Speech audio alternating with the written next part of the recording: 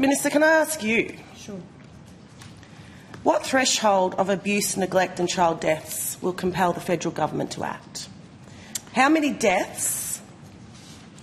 We lock up children as young as 10. Like, when does it stop? And what are you doing about it? Well, I've certainly written to the Chief Minister of the Northern Territory in regards to the recent administration change in the Northern Territory. We certainly had the age at 12 with the view of raising it further. With the change of government, they have now immediately brought in legislation to reduce that. I have advocated very strongly to the new administration. Before you go, there's something even more surprising coming next.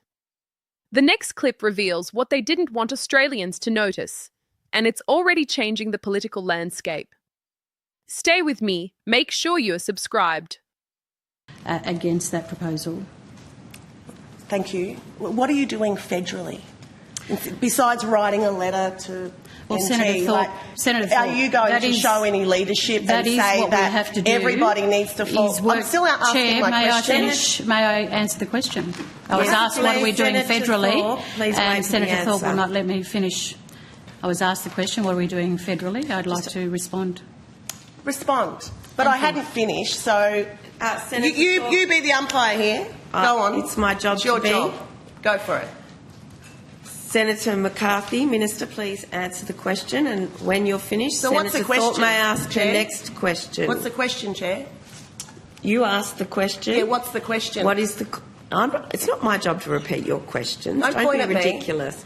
Senator McCarthy, please answer the question. The question is, what am I doing federally, Chair? Sorry.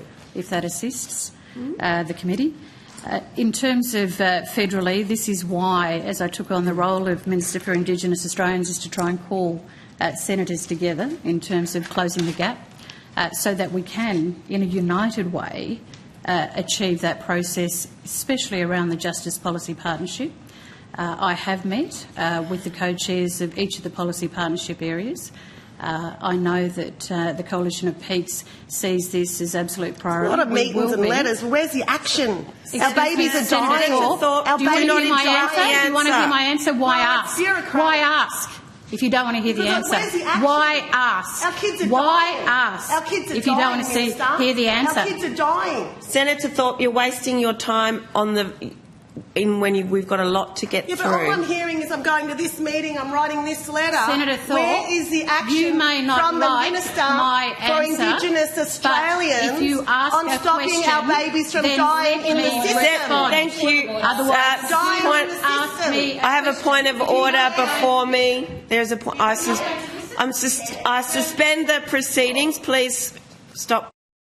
Now here's where things went completely off the rails. This wasn't just a normal Senate debate. This was an explosive confrontation that exposed exactly what's going wrong behind the scenes. Because the moment Senator Thorpe stepped in, she didn't hold back for even a second. She went straight for the core issue. How many kids have to die before the government actually does something? That's not a political question. That's an accusation. And you could feel the tension instantly. Meanwhile, Minister McCarthy tried to stay composed, tried to keep things professional, talking about letters, meetings, policy discussions, and cooperation with the Northern Territory government. But here's the problem.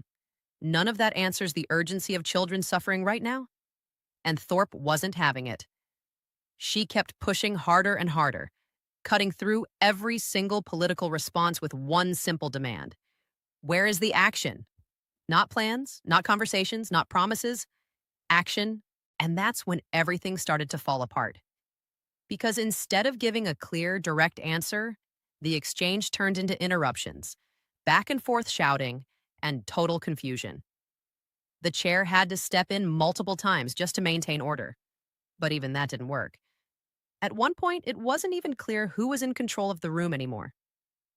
Think about that.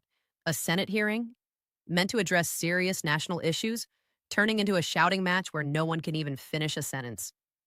And right in the middle of all that chaos, Thorpe drops the line that changes everything. Our kids are dying. That wasn't politics. That was raw emotion, frustration, and anger boiling over in real time. And instead of that moment leading to accountability, it led to more disorder, more deflection, more noise. Until finally, the entire session had to be suspended. Let that sink in. A discussion about child deaths and youth justice didn't end with solutions. It ended with chaos so intense that proceedings literally had to be stopped. And that tells you everything you need to know. Because when a government can't even respond clearly under pressure, when the only answers are delays, processes, and talking points, people start to lose trust. This wasn't just Thorpe blasting the minister. This was frustration boiling over from a system that many believe is failing the most vulnerable. Now, the real question is, was this a necessary wake-up call or a complete breakdown of leadership? Drop your thoughts below